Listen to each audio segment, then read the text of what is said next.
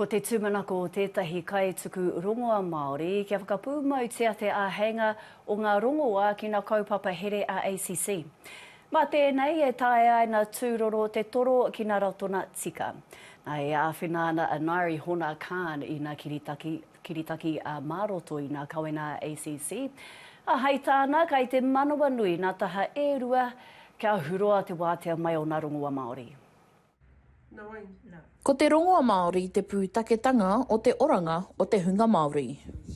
I thought that as a wellness package that I more embrace a Māori outlook on how we heal our people, and yeah, that's why I picked up the phone and rang up Ngaire.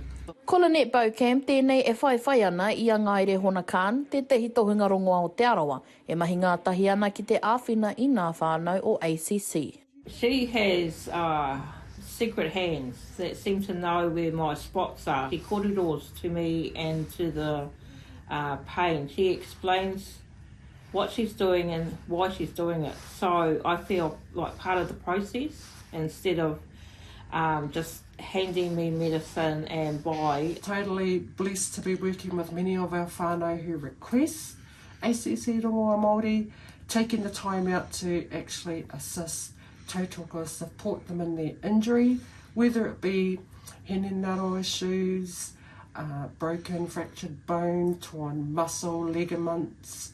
So it's covering a whole wide range of physical, mental, wairua injuries as well.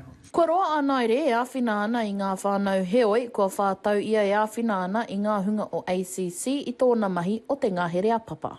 Māori whānau can relate to Rongoā Māori practitioners. There's many of us that were brought up around in the spaces of the 60s, 70s, we actually saw tohunga. And there's all of those people that still believe in that. I come from that era from the 70s where we tapped into the tohunga. We didn't see the Pākehā doctor unless we had broken bones. So it is important for all Māori to reach out and tap to Rongoā Māori. There's a number of reasons why our whānau are not accessing the services that they're entitled to.